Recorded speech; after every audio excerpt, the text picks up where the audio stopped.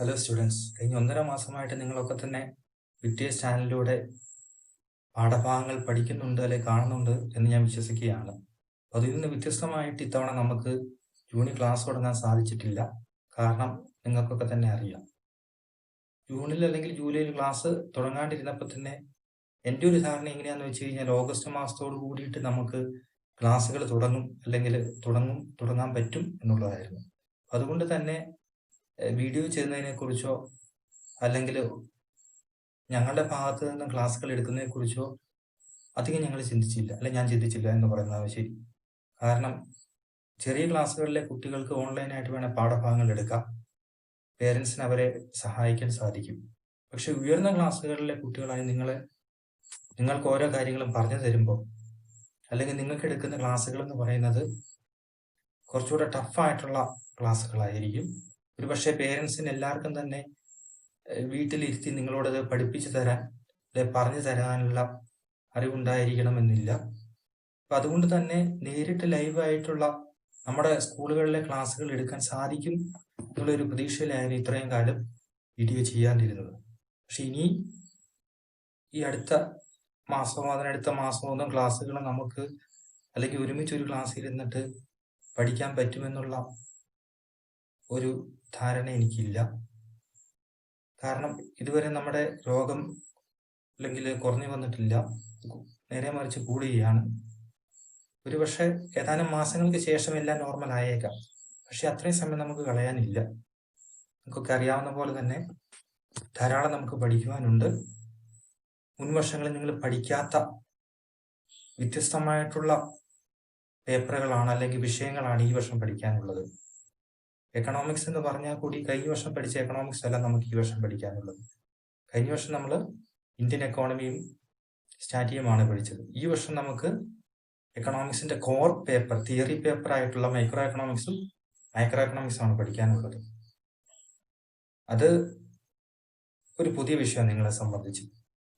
അടിസ്ഥാനപരമായിട്ട് ആദ്യം മുതൽക്ക് തന്നെ വിശദമായിട്ട് എടുത്ത് വിശദമായിട്ട് പറഞ്ഞ് പഠിപ്പിച്ച് പഠിച്ച് മുന്നോട്ട് പോകേണ്ട വിഷയങ്ങളാണ്. അപ്പം നമ്മൾ നമ്മുടെ ക്ലാസ്സുകൾ ആരംഭിക്കുകയാണ്. ഇതിന് പ്രധാനമായിട്ട് നിങ്ങളുടെ കൈവശം ഉണ്ടായിരിക്കേണ്ടത്, അല്ലെങ്കിൽ ക്ലാസ്സുകൾ അറ്റൻഡ് ചെയ്യുമ്പോൾ പ്രധാനമായിട്ടും നിങ്ങൾക്ക് വേണ്ട കാര്യം എന്ന് പറയുന്നത് ടെക്സ്റ്റ് ബുക്കാണ്. അപ്പം നിങ്ങൾക്ക് അറിയാവുന്ന പോലെ തന്നെ ജോൺസൺ കെ ജോയ്സിന്റെ എക്കണോമിക്സിന്റെ ടെക്സ്റ്റ് ബുക്ക് നമ്മൾ പ്രൊവൈഡ് ചെയ്തിട്ടുണ്ട്. അതില്ലാത്ത ആൾക്കാർ എത്രയും പെട്ടെന്ന് അത് എൻ്റെ കയ്യിൽ നിന്ന് മേടിക്കേണ്ടതാണ്. ഈ ആഴ്ച തന്നെ ഞാൻ സ്കൂളിൽ വരുന്നുണ്ട്. വരുന്നതിന് തലേദിവസം വാട്സപ്പിൽ മെസ്സേജ് അയച്ചേക്കാം. ഇപ്പോൾ കോവിഡാണ് നമുക്കറിയാം, ഏറ്റുമാനൂരും പരിസര പ്രദേശങ്ങളിലൊക്കെ രോഗമുണ്ട്. പറ്റാവുന്ന ആൾക്കാർ വരിക എന്നുള്ളത് മാത്രമേ പറയാൻ പറ്റുള്ളൂ. മുന്നോട്ട് പോയി കഴിഞ്ഞാൽ എനിക്ക് ടെക്സ്റ്റ് സ്കൂളിൽ കൊണ്ട് തരാൻ ബുദ്ധിമുട്ടുകളുണ്ട്. അതുകൊണ്ട് ഈ ആഴ്ച തന്നെ ഞാൻ സ്കൂളിലേക്ക് വരുന്നുണ്ട്. നിങ്ങൾ വന്ന് മേടിക്കുക എന്ന് മാത്രമേ പറയാനുള്ളൂ. കാരണം ഇതിൻ്റെ പ്രിന്റിംഗ് ഒക്കെ പ്രശ്നത്തിലാണ്. ബുക്കുകളുടെ അവൈലബിലിറ്റിയുടെ കാര്യത്തിലൊക്കെ പ്രശ്നങ്ങളുണ്ട്. വളരെ ലിമിറ്റഡ് ആയിട്ട് മാത്രമേ ബുക്കുകൾ പബ്ലിഷ് ചെയ്യുന്നുള്ളൂ, ടെക്സ്റ്റുകൾ. എത്രയും പെട്ടെന്ന് തന്നെ നിങ്ങൾ ഒരു ടെക്സ്റ്റ്, എക്കണോമിക്സിൻ്റെ ആണെങ്കിൽ ഏത് വിഷയങ്ങളിലാണ് ടെക്സ്റ്റ് നിങ്ങളിൽ നിർബന്ധമായിട്ട് വേണം. നമ്മുടെ ക്ലാസ്സുകൾക്ക് മുന്നോടിയായിട്ട് അല്ലെങ്കിൽ എത്രയും പെട്ടെന്ന് നിങ്ങൾ ഈ ടെക്സ്റ്റിൻ്റെ നിന്ന് മേടിക്കണം. എങ്കിൽ മാത്രമേ നമുക്ക് നന്നായിട്ട് പഠിച്ച് മുന്നോട്ട് പോകാൻ പറ്റുള്ളൂ. നമുക്ക് ക്ലാസ്സുകളിലേക്ക് കിടക്കാം. നമ്മൾ ആദ്യം തന്നെ ഡിഗ്രി ചെയ്യാൻ പോകുന്നത് മൈക്രോ എക്കണോമിക്സ് ആണ്.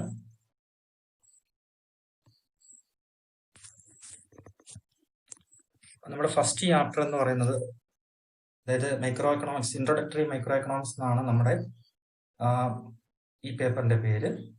അതിന്റെ first chapter evolution of economics ആണ്, എക്കണോമിക്സിന്റെ ആവിർഭാവം. ഈ ഒരു ചാപ്റ്ററിൽ നമുക്ക് പഠിക്കാനുള്ള പ്രധാനപ്പെട്ട ടോപ്പിക്കുകൾ എന്ന് പറയുന്നത് മൈക്രോ എക്കണോമിക്സും മാക്രോ എക്കണോമിക്സും തമ്മിലുള്ള വ്യത്യാസങ്ങൾ എന്തൊക്കെയാണ് എന്നുള്ളതാണ്. ഈ വർഷം നമുക്ക് പഠിക്കാനുള്ള രണ്ട് പേപ്പറുകളാണ് മൈക്രോ എക്കണോമിക്സും മാക്രോ എക്കണോമിക്സും. അപ്പൊ ഈ രണ്ട് പേപ്പറുകളിലും 6 വീതം ചാപ്റ്ററുകളാണ് ഉള്ളത്. അങ്ങനെ 12 ചാപ്റ്റേഴ്സ് ആണ് ഉള്ളത്. അപ്പൊ നമ്മൾ ഈ ഫസ്റ്റ് ചാപ്റ്ററിൽ കാണാൻ പോകുന്നത് മൈക്രോ എക്കണോമിക്സ് എന്ന് പറഞ്ഞാൽ എന്താണ്, അതിന്റെ ആശയം എന്താണ്, അതെങ്ങനെ മാക്രോ എക്കണോമിക്സിൽ നിന്നും വ്യത്യസ്തമായിരിക്കും എന്നുള്ളതാണ്. അതുപോലെ പിന്നെ കാണാൻ നമ്മൾ ഡെഫിനേഷൻസ് ഓഫ് എക്കണോമിക്സ്, അതായത് പല ആൾക്കാർ, പല എക്കണോമിക്സിനെ പല രീതിയിൽ ഡിഫൈൻ ചെയ്തിട്ടുണ്ട്. അത് എന്തൊക്കെയാണ്, അല്ല എങ്ങനെയാണ് ഡിഫൈൻ ചെയ്തിരിക്കുന്നത്, ഏതൊക്കെ ടെക്സ്റ്റുകളിലാണ് അവരുടേതായ ഡെഫിനിഷൻ തന്നിട്ടുള്ളത്, പ്രധാനപ്പെട്ട എക്കോണമിസ്റ്റുകൾ ആരൊക്കെയാണ്, ഏതൊക്കെ രീതിയിലാണ് അവർ എക്കണോമിക്സിനെ ഡിഫൈൻ ചെയ്തിട്ടുള്ളത്, അവരുടെ ബുക്കുകളുടെ പേരെന്താണ്, ഇതൊക്കെയാണ് നമ്മൾ കാണുന്നത്. അതിനുശേഷം central problems of an economy, ഇതൊരു സമ്പദ് വ്യവസ്ഥയുടെ കേന്ദ്രീകൃത പ്രശ്നങ്ങൾ എന്തൊക്കെയാണെന്നുള്ളത് നമ്മൾ ഈ ചാപ്റ്ററിൽ തന്നെ കാണുന്നുണ്ട്. പിന്നെ ഉൽപാദന സാധ്യതാ വക്രം അഥവാ പ്രൊഡക്ഷൻ പോസിബിലിറ്റി കർവ്. ഒരു എക്കോണമി എങ്ങനെ ഒരു എക്കോണമിയിൽ എങ്ങനെ ആണ് വസ്തുക്കൾ ഉൽപ്പാദിപ്പിക്കുന്നത്, അപ്പോൾ ആ എക്കോണമി ഫേസ് ചെയ്യുന്ന പ്രോബ്ലംസ് എന്തൊക്കെയാണ്, ഇതൊക്കെയാണ് ഡയഗ്രാമാറ്റിക്കലി നമ്മൾ പ്രൊഡക്ഷൻ പോസിബിലിറ്റി കർവ് അഥവാ പ്രൊഡക്ഷൻ പോസിബിലിറ്റി ഫോണ്ടിലൂടെ ഈ ചാപ്റ്ററിൽ പഠിക്കാൻ പോകുന്നത്.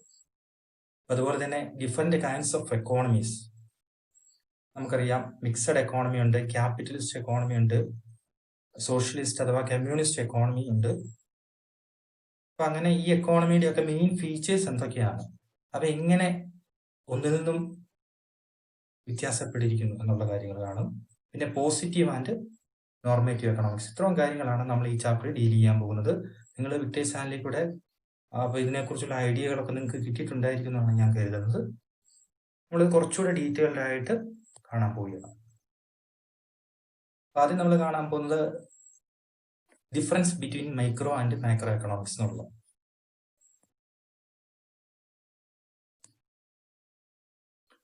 Micro economics. ഇപ്പൊ micro economics studies about the small units of the economy. പറഞ്ഞിരിക്കുന്ന പോലെ തന്നെ micro economics deals with individual production units of an economy. അതായത് ഒരു എക്കോണമിയിലെ ചെറിയ യൂണിറ്റുകളെ കുറിച്ചിട്ടാണ് മൈക്രോ എക്കണോമിക്സിൽ പഠിക്കുക.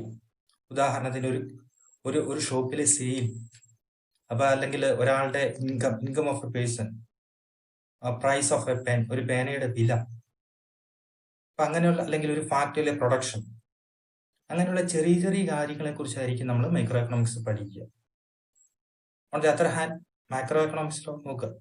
Macro economics deals with the economic system as a whole. അല്ലെ, macro economics studies the economic system as a whole. അതായത് ഒരു എക്കണോമിക് സിസ്റ്റത്തെ അല്ലെങ്കിൽ ഒരു രാജ്യത്തെ മുഴുവനായിട്ടാണ് മൈക്രോ എക്കണോമിക്സ് പഠിക്കുക. അതായത് ഒരു രാജ്യത്തിലെ റിസർവ് ബാങ്ക്, ഒരു രാജ്യത്തിലെ ടോട്ടൽ മണി സപ്ലൈ, ഒരു രാജ്യത്തിന്റെ മൊത്തം കയറ്റുമതി, ഒരു രാജ്യത്തിന്റെ ഒരു വർഷത്തെ മൊത്തം ടോട്ടൽ ഇറക്കുമതി അഥവാ ഇമ്പോർട്ട്, ഇങ്ങനെ ഒരു രാജ്യത്തെ കുറിച്ചോ ഒരു എക്കോണമിയെ കുറിച്ചോ മൊത്തത്തിൽ പഠിക്കുന്നതിനാണ് മാക്രോ എക്കണോമിക്സ് എന്ന് പറയുന്നത്. അതേസമയം മൈക്രോ എക്കണോമിക്സ് ആണല്ലോ ചെറിയ കാര്യങ്ങളായിരിക്കും പഠിക്കുക. നമ്മൾ നേരത്തെ പറഞ്ഞ ഒരു പേനയുടെ വില മൈക്രോ എക്കണോമിക്സ് ആണ്. ഇന്ത്യയിലെ മുഴുവൻ പേനകളുടെ വില മൈക്രോ എക്കണോമിക്സ് ആണ്. ഒരാളുടെ വരുമാനം മൈക്രോ എക്കണോമിക്സ് ആണ്. ഇന്ത്യയിലെ മുഴുവൻ ആൾക്കാരുടെയും വരുമാനം മൈക്രോ എക്കണോമിക്സിന്റെ പരിധി വരുന്ന കാര്യങ്ങളാണ്. സെക്കൻഡ് പോയിന്റ് നോക്കുക. മൈക്രോ എക്കണോമിക്സ് എന്ന് പറയുന്നത് ഒരു പാർഷ്യൽ ഇക്വിലിബ്രിയം അനാലിസിസ് ആണ് എന്നുള്ളതാണ്. അതായത് ഭാഗികമായിട്ടുള്ള സന്തുലിതാവസ്ഥ എന്ന് നിങ്ങൾ തൽക്കാലത്തേക്ക് മനസ്സിലാക്കുക. ഭാഗികമായിട്ടുള്ള അല്ലെങ്കിൽ ഭാഗികമായിട്ട് മാത്രമായിരിക്കും നമ്മൾ മൈക്രോ എക്കണോമിക്സിൽ പഠിക്കുക ഒരു എക്കണോമിക് ആക്ടിവിറ്റിയെ കുറിച്ചിട്ട്. അത് നമുക്ക് ഡീറ്റെയിൽഡ് ആയിട്ട് പിന്നീട് കാണാനുള്ള കാര്യമാണ്. അപ്പൊ നമുക്ക് ഇതിനെ കുറിച്ച് കൂടുതൽ ചർച്ച ചെയ്യാം. ഓക്കെ, മൈക്രോ എക്കണോമിക്സ് നോക്കുക. ജനറൽ ഇക്വിലിബ്രിയം അനാലിസിസ് ആണ് മൈക്രോ എക്കണോമിക്സിൽ. മൈക്രോ എക്കണോമിക്സ് എന്ന് പറയുന്നത് ഭാഗിക സന്തുലിതാവസ്ഥയാണ്. ഭാഗികമായി മാത്രമേ നമ്മൾ പഠിക്കുന്നുള്ളൂ. മാക്രോ എക്കണോമിക്സിലാണെങ്കിലോ ജനറൽ ഇക്വിലിബ്രിയം അല്ലെങ്കിൽ മൊത്തത്തിൽ പഠിക്കുകയാണ്. അതാണ് വ്യത്യാസം എന്ന് പറയുന്നത്. നെക്സ്റ്റ് പോയിന്റ് നോക്കുക. Micro economics is also known as price theory. Micro എക്കണോമിക്സിന്റെ മറ്റൊരു പേരാണ് പ്രൈസ് തിയറി എന്ന് പറയുന്നത്. On the other hand macro economics known as aggregate economics. Aggregate economics എന്ന് പറഞ്ഞു കഴിഞ്ഞാൽ അഗ്രിഗേറ്റ് എന്ന് പറഞ്ഞാൽ മൊത്തം, സം ടോട്ടൽ എന്നുള്ള അർത്ഥമാണ് വരുന്നത്. ഒരു എക്കോണമിയെ കുറിച്ചിട്ടോ അല്ലെങ്കിൽ ഒരു വലിയ രാജ്യത്തെ കുറിച്ചോ മൊത്തത്തിൽ പഠിക്കുന്നതിനെയാണ് മാക്രോ എക്കണോമിക്സ് എന്ന് പറയുന്നത്. അതുകൊണ്ട് തന്നെ മാക്രോ എക്കണോമിക്സിന്റെ മറ്റൊരു പേരാണ് അഗ്രിഗേറ്റ് എക്കണോമിക്സ് എന്ന് പറയുന്നത്. അതേസമയം മൈക്രോ എക്കണോമിക്സിന് മറ്റൊരു പേരുണ്ട്, എന്താണ്? പ്രൈസ് തിയറി എന്ന് പറയുന്നത്. Micro economics studies economic behaviour of producers, consumers, factors of production etcetera. അതായത് ഉപഭോക്താക്കളുടെ സ്വഭാവത്തെ കുറിച്ചിട്ട് മൈക്രോ എക്കണോമിക്സ് നമ്മൾ പഠിക്കുന്നുണ്ട്. അതുപോലെ ഉൽപാദകരെ കുറിച്ചിട്ട് പഠിക്കുന്നുണ്ട്. ഉൽപാദന ഘടകങ്ങളുണ്ട്, ലാൻഡ്, ലേബർ, ക്യാപിറ്റൽ, അങ്ങനെയുള്ള ചെറിയ ചെറിയ കാര്യങ്ങളെ കുറിച്ചിട്ടാണ്, അല്ലെങ്കിൽ ഓരോ ഇൻഡിവിജ്വൽ യൂണിറ്റുകളുടെയും ബിഹേവിയറിനെ കുറിച്ചിട്ട് മൈക്രോ എക്കണോമിക്സ് പഠിക്കുന്നുണ്ട്. ഉദാഹരണത്തിന് ഒരു ഉപഭോക്താവ് അഥവാ കൺസ്യൂമർ, ഒരാൾ ഒരു കടയിൽ ചെല്ലുമ്പോഴത്തേക്ക് അയാളുടെ ലക്ഷ്യം എന്ന് പറയുന്നത് ഏറ്റവും കുറഞ്ഞ വിലയ്ക്ക് അയാൾ ഉദ്ദേശിക്കുന്ന വസ്തു മേടിക്കുക എന്നുള്ളതായിരിക്കും. അയാൾ എന്തുകൊണ്ടാണ് അങ്ങനെ ചിന്തിക്കുന്നത്? എന്തുകൊണ്ടാണ്? നമുക്ക് സന്തോഷം കിട്ടണം, ലാഭം കിട്ടാൻ വേണ്ടിയിട്ടാണ്. പക്ഷെ അതിന്റെ തിയററ്റിക്കൽ കാര്യങ്ങളൊക്കെ മൈക്രോ എക്കണോമിക്സ് നമുക്ക് പഠിക്കാനുണ്ട്. അയാൾ എന്തുകൊണ്ട് അങ്ങനെ ചിന്തിക്കുന്നു, അങ്ങനെ ചിന്തിച്ചാൽ അയാൾക്കുള്ള മെച്ചം എന്തൊക്കെയാണ് എന്നുള്ളത്. അതുപോലെ ഉൽപാദകൻ മീൻസ് പ്രൊഡ്യൂസർ എന്ന് പറയുന്ന വ്യക്തി, അയാളുടെ ലക്ഷ്യം എന്ന് പറഞ്ഞാൽ എന്താണ്? അയാളുടെ കടയിലെ ഉൽപ്പന്നം ഏറ്റവും കൂടിയ വിലയ്ക്ക് വിൽക്കുക എന്നുള്ള അയാളുടെ ലക്ഷ്യം. അപ്പൊ എന്തുകൊണ്ടാണ് ഉൽപാദകൻ അങ്ങനെ ചിന്തിക്കുന്നത്, അല്ലെങ്കിൽ ഉപഭോക്താവ് മറ്റൊരു രീതി ചിന്തിക്കുന്നത്? ഇതിന്റെയൊക്കെ എക്സ്പ്ലനേഷൻ മൈക്രോ എക്കണോമിക്സിലുണ്ട്. മൈക്രോ എക്കണോമിക്സ് നോക്കുക. Micro economics studies economic activities of government, central bank, commercial banks etcetera. Micro economics നമ്മൾ പറഞ്ഞു കൺസ്യൂമേഴ്സിന്റെയും അല്ലെങ്കിൽ പ്രൊഡ്യൂസേഴ്സിന്റെയും ബിഹേവിയറിനെ കുറിച്ച് പഠിക്കുന്നുണ്ടെന്ന് പറഞ്ഞു. മൈക്രോ എക്കണോമിക്സ് എന്ന് പറഞ്ഞാൽ നമ്മൾ നേരത്തെ പറഞ്ഞ പോലെ അഗ്രിഗേറ്റ്സ് ആണ്, മൊത്തത്തിലാണ് പഠിക്കുന്നത്. അതുകൊണ്ട് തന്നെ ഗവൺമെന്റിന്റെ അല്ലെങ്കിൽ സെൻട്രൽ ഗവൺമെന്റിന്റെയോ സ്റ്റേറ്റ് ഗവൺമെന്റിന്റെയോ എക്കണോമിക് ആക്ഷൻസിനെ കുറിച്ച് അല്ലെങ്കിൽ എക്കണോമിക് ആക്ടിവിറ്റീസിനെ കുറിച്ച് നമ്മൾ മൈക്രോ എക്കണോമിക്സിലായിരിക്കും പഠിക്കുക. നമ്മുടെ സെൻട്രൽ ബാങ്ക് എന്ന് പറഞ്ഞാൽ, കേന്ദ്ര ബാങ്ക് എന്ന് പറഞ്ഞാൽ റിസർവ് ബാങ്ക് നിങ്ങൾക്കറിയാം, RBIയുടെ പോളിസികൾ, മോണിറ്ററി പോളിസി, അതൊക്കെ റിസർവ് ബാങ്കിന്റെ മൈക്രോ എക്കണോമിക്സിന്റെ പരിധി വരുന്ന കാര്യങ്ങളാണ്.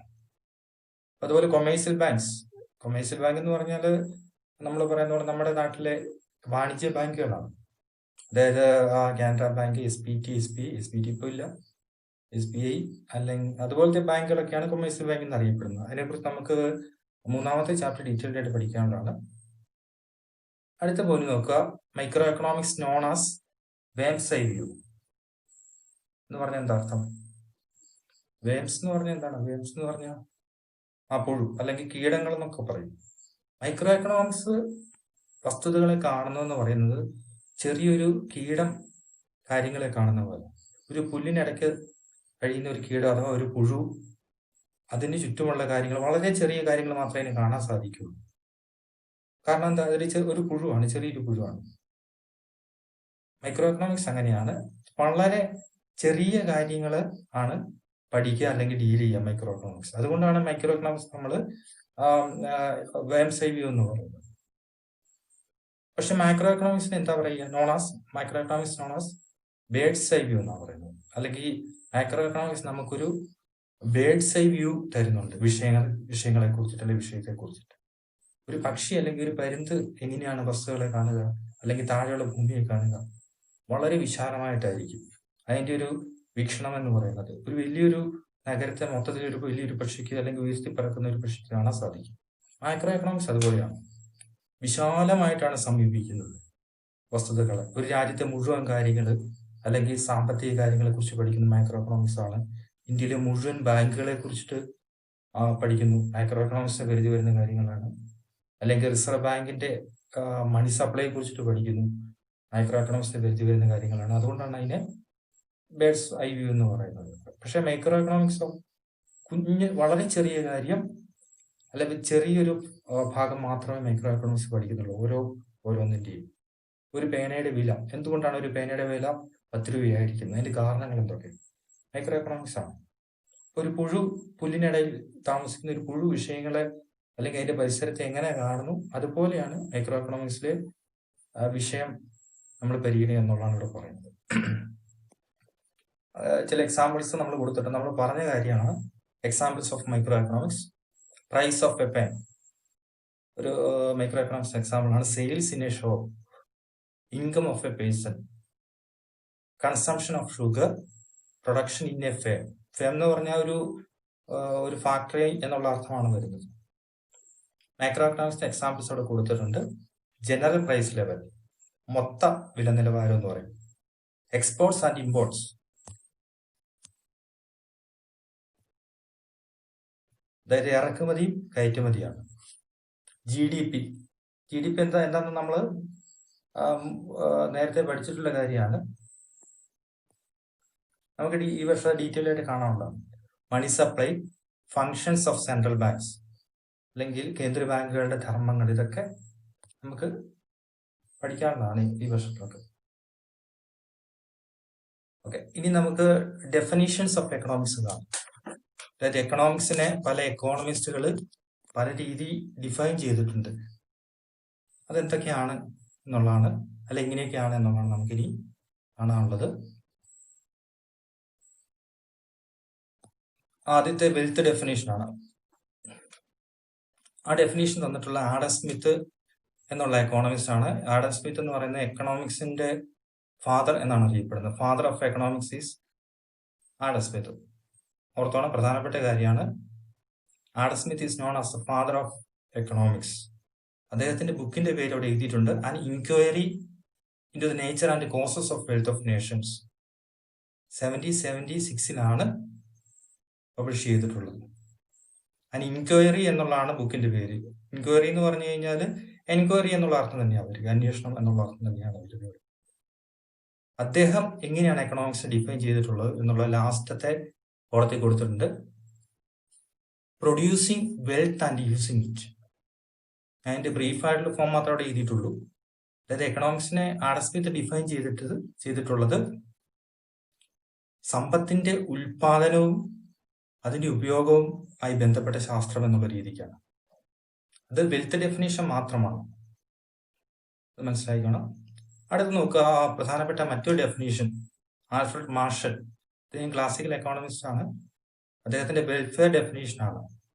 അദ്ദേഹത്തിന്റെ പ്രിൻസിപ്പിൾസ് ഓഫ് എക്കണോമിക്സ് എന്നുള്ള 1890 പബ്ലിഷ് ചെയ്തിട്ടുള്ള ടെക്സ്റ്റിലാണ് അദ്ദേഹം ഈ ഡെഫിനേഷൻ പറഞ്ഞിട്ടുള്ളത്.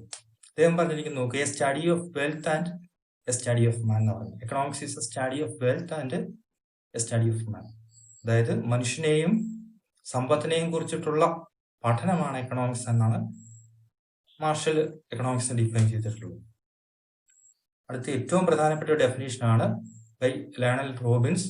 ഇതിനെ നമ്മൾ സ്കേഴ്സിറ്റി ഡെഫിനേഷൻ എന്നാണ് പറയുന്നത്. സ്കേഴ്സിറ്റി എന്ന് പറഞ്ഞാൽ ദൗർലഭ്യം, ഷോർട്ടേജ് എന്നൊക്കെയാണ് അർത്ഥം. അദ്ദേഹത്തിന്റെ ബുക്കിന്റെ പേര് an essay on the nature and significance of economics എന്നാണ്. 1932 ഈ ബുക്ക് പബ്ലിഷ് ചെയ്തിട്ടുള്ളത്.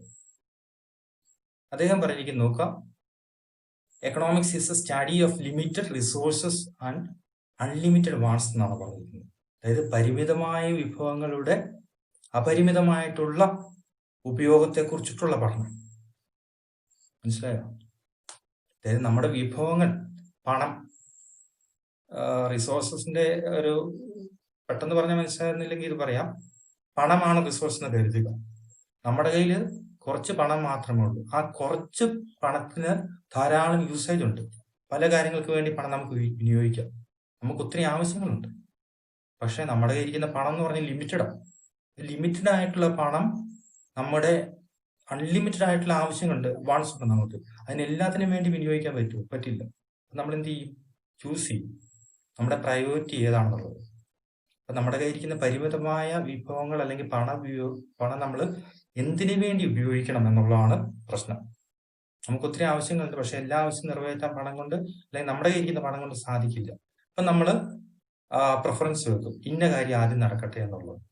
അപ്പൊ ഇദ്ദേഹത്തിന്റെ ഡെഫിനിഷൻ പറയുന്നതാണ്, അൺലിമിറ്റഡ് ആയിട്ടുള്ള വാൺസും ഉണ്ട്, ലിമിറ്റഡ് ആയിട്ടുള്ള റിസോഴ്സസും ഉണ്ട്. എക്കണോമിക്സ് എന്ന് പറഞ്ഞാൽ അതാണ്. ലിമിറ്റഡ് ആയിട്ടുള്ള നമ്മുടെ റിസോഴ്സസ് എങ്ങനെ അൺലിമിറ്റഡ് ആയിട്ടുള്ള വാൺസ് അല്ലെ ആവശ്യങ്ങൾക്ക് വേണ്ടിയിട്ട് വിനിയോഗിക്കാൻ പറ്റും എന്നുള്ള പഠനമാണ് എക്കണോമിക്സ് എന്നാണ് ലേണൽ റോബിൻസ് പറഞ്ഞിട്ടുള്ളത്, അല്ലെ ഡിഫൈൻ ചെയ്തിട്ടുള്ളത്. അടുത്തത് ഗ്രോത്ത് ഡെഫിനേഷനാണ്. ആ ഡെഫിനേഷൻ തന്നിട്ടുള്ള പോൾ എ സാമുവൽസൺ എന്ന് പറയുന്ന എക്കോണമിസ്റ്റ് ആണ്. അദ്ദേഹത്തിന്റെ എക്കണോമിക്സ് എന്നുള്ള 1948 പബ്ലിഷ് ചെയ്തിട്ടുള്ള ടെക്സ്റ്റിലാണ് ഇതിനെക്കുറിച്ച് പറഞ്ഞിട്ടുള്ളത്. അദ്ദേഹം എക്കണോമിക്സിനെ ഡിഫൈൻ ചെയ്തിരിക്കുന്നത് study of the use of limited resources four diversified needs of the society എന്നുള്ളതാണ്. അപ്പോൾ സ്കേഴ്സിറ്റി ഡെഫിനേഷനുമായിട്ട് അതിന് സിമിലാരിറ്റീസ് ഉണ്ട്. അദ്ദേഹം പറഞ്ഞിരിക്കുന്നതാണ്, ഒരു സമൂഹത്തിന്റെ വ്യത്യസ്തങ്ങളായിട്ടുള്ള അല്ലെ വൈവിധ്യമായിട്ടുള്ള ആവശ്യങ്ങൾക്ക് വേണ്ടിയിട്ട് എങ്ങനെ പരിമിതമായിട്ടുള്ള വിഭവങ്ങൾ ഉപയോഗിക്കാം എന്നത് പഠിക്കുന്ന ശാസ്ത്രശാഖയാണ് എക്കണോമിക്സ് എന്നാണ് അദ്ദേഹം അല്ലെങ്കിൽ പോൾ എ സാമുവൽസൺ ഡിഫൈൻ ചെയ്തിട്ടുള്ളത്.